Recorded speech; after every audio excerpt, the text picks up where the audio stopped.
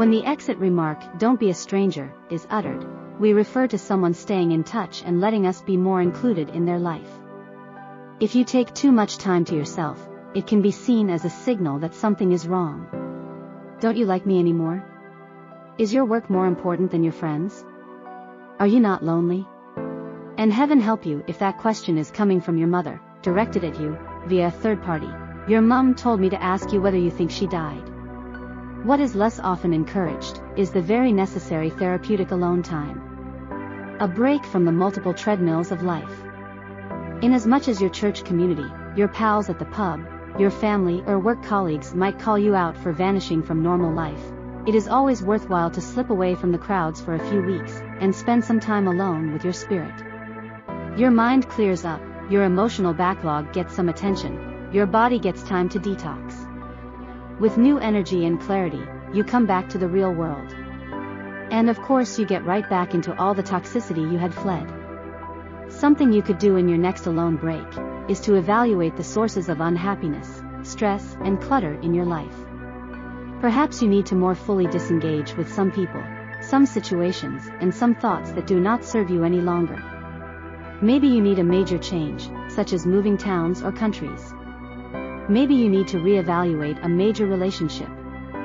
Maybe you just need to shift something within yourself, because your life is actually great, and you have learned to be spoiled and whiny or clingy.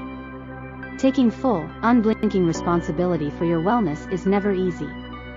Perhaps it's even harder for you if you already went through all of these processes, yet here you are, miserable again. Well, here is some more bad news. The growing never ends. Never. You can ignore your wellness and happiness, but that's not the same thing as getting cured of life. The only cure is the ultimate cure. But we do not advocate that. Liquid Life is a platform created to help you clarify the areas of wellness that need work, and to get moving on that. We bring access to experts with whom we partner, or whose products we simply truly love, and give you an unbiased lowdown on these. If products we mention are sponsor-driven, we shall inform you of this. Anyhow, back to the video. We believe that much of what you tend to take to experts can be resolved through some willpower and research at home. However, to a person dealing with something like substance addiction or a psychological disorder, we say this: there is no magic tea or herb that will fix that. Self-talk and getting words of encouragement from friends and family might do more harm than good, unless accompanied by getting professional help and guidance. At Liquid Life we deal only with more preventative wellness solutions. We are not doctors or counselors.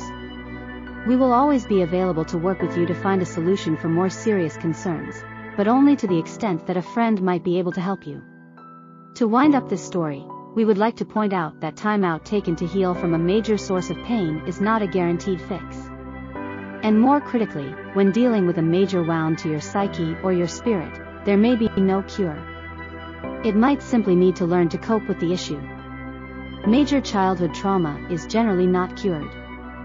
One can learn to incorporate its triggers into the things you manage in life, and thus possibly stop the damaging effects and behavior from impacting your life. This is a long journey, perhaps lifelong, and should be embarked upon sooner rather than later. For now, thank you for staying with us on this video. Please keep watching and keep on taking time to look at your life and see what it requires to become the best that it can be. Until the next time.